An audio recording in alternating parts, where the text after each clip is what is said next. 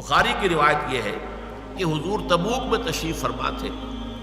تو کسی صحابی نے کچھ قیامت کے بارے میں سوال کیا تو حضور نے کہا کہ 6 علامتیں جب تک ظاہر نہیں ہو چکیں گی قیامت نہیں آئے گی۔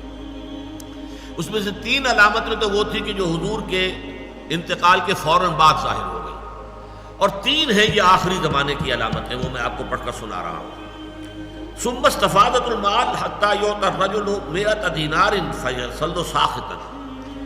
اتنا مال ہو جائے گا عرب میں، اتنا، ظاہر بات ہے یہ عرب سے مراد وہی ہے،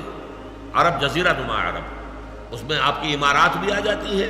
اور یہ سعودی عرب بھی آ جاتا ہے، یہ سارا مال اور دولت کا جس طریقے سے وہاں پر پانی کی طرح پھیل رہا ہے، مال اتنا عام ہو جائے گا کہ یہ حالت ہو جائے گی کہ ایک شخص کو 100 دینار بھی دیے جائیں گے تب بھی وہ ناراض ہوگا، کیا دیا مجھے، کچھ بھی نہیں دیا۔ 100 دینار اس وقت کے حساب سے بہت بڑی شے تھی۔ ثم فتنۃ لا یبقى بیت من العرب الا دخلته،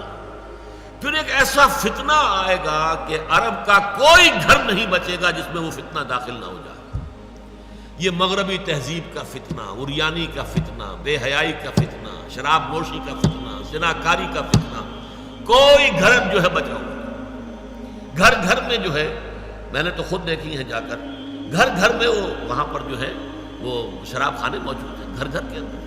باہر ہے کی جگہ پر ہے چھپا ہوا، لیکن یہ کہ سارا معاملہ جو ہے جس طرح وہاں پہ فحاشی اور عیاشی جو ہے پھیل گئی ہے، اور ان عرب امارات کے اندر جو کچھ ہو رہا ہے کہ کوئی گھر نہیں رہے گا جس میں کوئی فتنہ داخل نہ ہو جائے۔ ثم ہدنۃ، اس کے بعد ایک صلح ہوگی تمہاری، تکون بینکم و بین بنی الاصفر، جو تمہارے اور یہ زرد رو لوگ جو ہیں، وائٹ پیپل، ان کے درمیان ہوگی۔ فیغدرون، لیکن ایک موقع پر آ کر وہ صلح توڑ دیں گے، بغاوت کریں گے، بے وفائی کریں گے۔ فیاتونکم تحت 80 غایۃ، تحت کل غایۃ 12 نفرا الفا، کہ پھر وہ تم پر حملہ آور ہوں گے 80 جھنڈوں کو اس کے ساتھ لے کر، اور ہر جھنڈے کے نیچے 12,000 کی نفری ہوگی، 12 8 96، تقریباً 10 لاکھ کی نفری کے ساتھ یہ حملہ ہوگا۔ یہ حملہ ہے جس کے لیے نیٹو تیار کیا جا رہا ہے، اس لیے کہ جب دوبارہ ری آرگنائزیشن ہوئی ہے نیٹو کی تو پوچھا گیا کہ کس کے لیے تیاری اب ہو رہی ہے؟ USSR تو تحلیل ہو چکا، ختم ہو چکا، تمہارے قدموں میں گرا ہوا ہے، تمہارا دیا ہوا کھا رہا ہے اب، لہذا اس کے اندر تو کوئی ضرورت نہیں ہے کہ وہ تمہارے مقابلے میں کھڑا ہو، اب کس کے لیے؟ انہوں نے صاف کہا کہ ہمیں مسلم فنڈامنٹلزم کا خطرہ ہے۔ کسی بھی وقت یہ جو بھی اس وقت ہو رہا ہے اسرائیل میں اور فلسطینیوں کے مابین، اگر یہ آگ بھڑک اٹھی، کبھی اگر قبۃ الصخرہ گرا دیا گیا، مسجد